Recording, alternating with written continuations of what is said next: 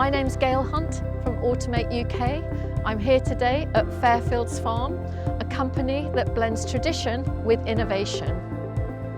Today, we're uncovering the vision that's shaping the future of Fairfields Farm crisps.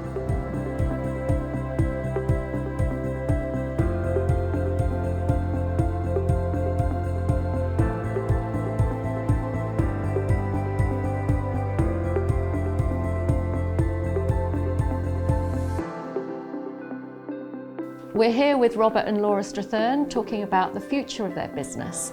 And how do you see that playing out going forward? Sustainability a big part? Yeah, absolutely. Sustainability is, and the way that we farm, and the green credentials and carbon neutral process that we've started on. But I think as well, looking forward, it certainly has been very obvious to us that we have to build a very good team. So we're investing in good people and retaining good people. And then also the challenges around staffing, particularly on the factory floor with a shortage of people, has led us down the routes of automation and good equipment that can do those processes efficiently, cost effectively, and without the need for so many people doing jobs which are not necessarily ones that you can easily find people to do. And not always the best jobs either, if they're, you know, have you re-skilled people since you got your automation? Certainly, and I think it's been good for the staff as well. Because we've been growing, we haven't had to reduce our staff, but we have had to train them to use the machines, so they've upskilled into being machine operators rather than putting bags into boxes, which is good for the business and good for the staff as well. Sure. So, future projects, anything exciting in my eye line? We've just launched our new flavour, which is the prawn cocktail flavour, which has taken many years to get right, hasn't it, the flavour? We've trialled it so many times, but we've cracked it this time. So when did this launch? Today. Today. Brilliant. Yeah, and it's part of some of the NPD work that we've been doing has been based around flavours that people want now. There is a bit of a sort of callback to retro flavours like prawn cocktail. Prawn cocktail is still a really popular flavour in the UK as well, and it's one of my favourites. It's your favourite?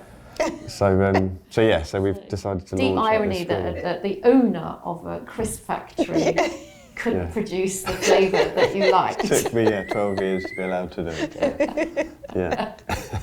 And any other NPD sort of different low fats or that kind of thing? Yeah. We're working on a project at the moment.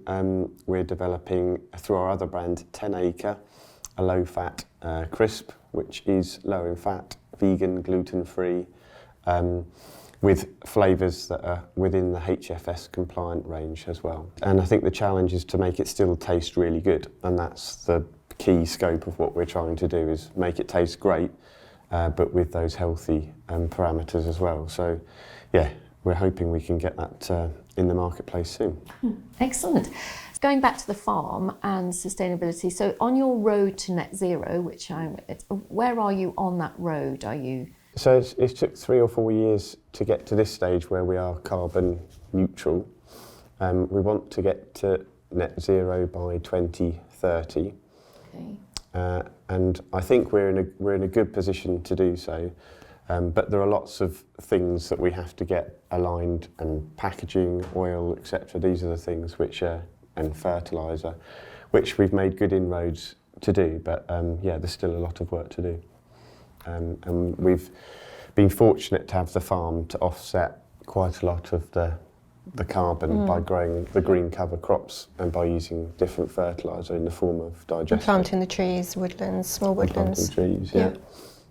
Yeah, and I see that, and wildflowers and hedgerows and birds friendly and bee friendly. And we've got the local community to help us plant the trees, so that was, for a couple of days, that was good, wasn't it? So, yeah. So how do you think you're going to fit into this snack brand moving forward to, 10 years' time or whatever? How do you see snacks changing? Do you think they'll still be growing, or? Yeah, I think as a nation we are big snackers and we like eating crunchy crisps, and we're the biggest consumer in Europe of crisps. So I think, and the market is still growing.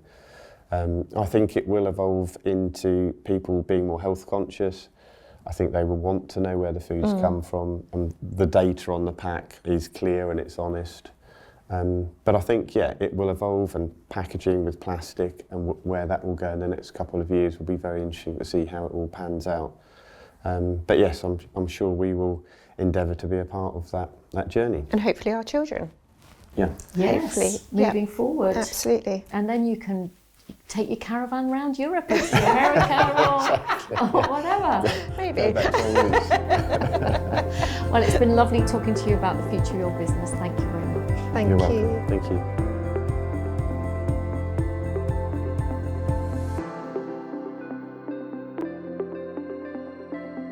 So we've got automation now for the future of frying. Yep. But in terms of, next year, the year after, how do you decide what kind of kit you're going to need for automation to keep your brand on top? Yeah, I think we will change as technology changes. So, the latest baggers from iSheeder, that was what was available. There was a slightly older machine. We went for the latest technology. Yeah. So we're looking typically out 3 to 5 years. Right. So it will be according to what the sales team are forecasting. Obviously, there'll be new innovation coming in within the commercial aspects of the market. But fundamentally, we're going to be concentrating on crisps. So I'm looking a year or two down the line what's coming up. So I'll be at SnackX in a month or so's time, looking at new technology. We'll be designing this, or I've got designs for this for the next 3 to 5 years. I already know what this is looking like in 3 to 5 years' time. And I've already got an eye out for 10 years' time. So we don't fight fires here. We always have to look ahead because we're quite small. So we have to plan for everything. We have to plan for capital investment. We have to know where the money's coming from, how we're going to get the money. We're going to need to know what the sales team are expecting volume-wise. Yeah. So you've got to keep up with that because, in 5 years' time, probably you've already lost your NPD machine because they're using it to keep up with volume. Absolutely. When you consider we were at sort of 120 kilos an hour when I joined, we're now going to be at 500 kilos an hour. Wow. We were doing only about 8 hours per day 8 years ago. We're now doing, on a single shift, we're now doing 5.5 days a week, 24 hours a day, up to at times. So we've grown massively, and we've got to grow in line with that, otherwise you're falling behind. Yeah. So technology is at the forefront. We want to be quicker, we want to be faster, but we've got to maintain the same quality. Yeah. That's the sort of technology we're looking for. Automation, quality. That's what we're focused on. Which is actually, very sustainable when people think, hand crisps and whatever, but actually, in terms of sustainability, you're wasting less food, you're using resources better, you're not using as much oil, you're all of that. Yeah. If we can minimise wastage in the factory, whether it be resource, as in human resource, wastage, crisp resource, etc., but it can maintain the same quality, that's what it's all about. If we're wasting less film on the baggers, it's a reduction in plastic use. So everything is always focused around technology, wastage, being more sustainable. Because that will, on your road to net zero, is on the way, isn't it? It will get us to where we want to be. We've made huge progress so far, and we'll continue on that same path. Yeah, brilliant. Thank you so much. Okay.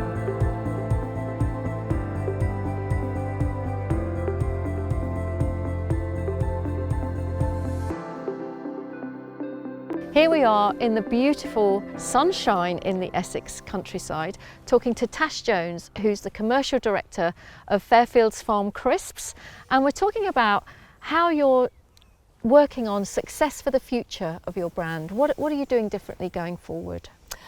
Well, I think for us, we have a really well-established brand that does something really well. We make really good crisps, great quality crisps, fantastic flavours, and we really want to just focus on getting that quality out to more and more customers. So that's really sort of our future goal. We don't want to be those people that have squirrel flavoured crisps. That's not for us. We're not the people that are going to be out there with their innovation, because that's not who our customers are. They're not the same people that have been following us for 15 years. So we really want to just make sure that they are happy with what we're doing. We can't throw the baby out with the bathwater. But at the same time, we have to be able to give them something new and interesting occasionally. So, for example, a few years ago, it would have been unthinkable to have a posh hand-cooked crisp in a prawn cocktail flavour, but it's become more and more accepted. And in fact, we've had so many people ask for it that we've actually had to give in and finally make it.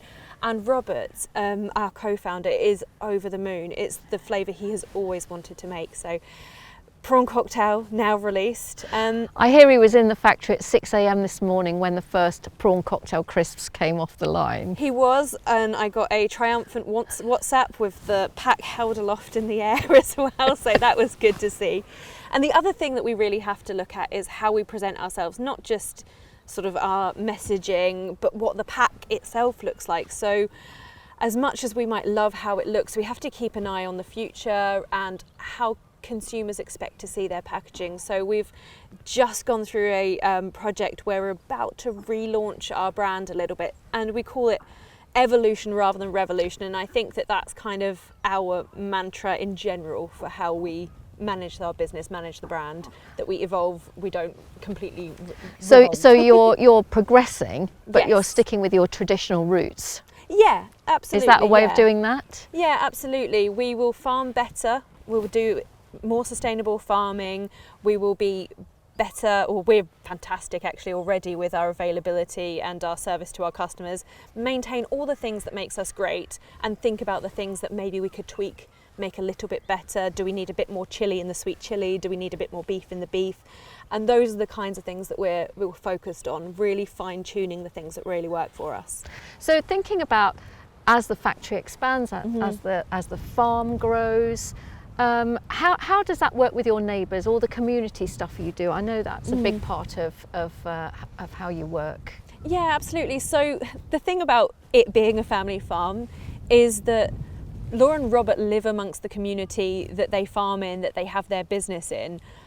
So a big part of what we have to do is just make sure that everyone knows that they can come to us if they have any concerns, and for us to let them know exactly what we've got going on as well. So one thing that has been really good this year is that we have put together an Easter potato hunt, which is not the same as an Easter egg hunt, and we haven't been hiding potatoes places because they'd only last a few days, but it's been encouraging local families to come along, learn about the process of growing and harvesting potatoes, and at the same time they can figure out a word that we're trying to spell on various signs around the farm. Okay. And enter a competition and maybe win some crisps. So that's just one way. And we did something similar last year as well when Robert had lots of leftover sunflower seed, and he decided to just mix it in with lots of his crop, or his green cover crop. And what happened last September was absolutely magnificent. We had fields here that completely came to life with sunflowers, and it became actually a bit of a tourist attraction for a few months. We had people coming out with their easels, painting, and it's those kinds of things that we sort of try and encourage. We make the footpaths as nice as we can, and we really want people to enjoy the Essex countryside as much as we do. So I think that's something that we're really, really keen on as well. Make sure that the methods of communication are two-way, that they can always get in touch with us and that we can speak to them as well. So that all sounds brilliant. But also, as a final thing, what kind of message would you like to give to your supporters of your product and your business and everything going forward? Is the brand safe in your hands? I certainly hope so. I think the thing that I really want people to take away with them when they eat our crisps, when they come across us in any way, is that we are an independent farm. We grow the potatoes that we then, cook, which is very rare these days amongst crisp companies. That we take care of the land whilst we're doing it, and that we have a fantastic quality team, a fantastic operations team, and they make sure that the crisps that go out are top tier as well. So we're in safe hands with them as well. Yeah. Well, I have to say it's been an absolute privilege meeting you and your team on the farm today. Thank you very much. As the day closes at Fairfields Farm, one thing is abundantly clear. The future is bright for this pioneering brand. Homegrown, hand-cooked, and eaten by me.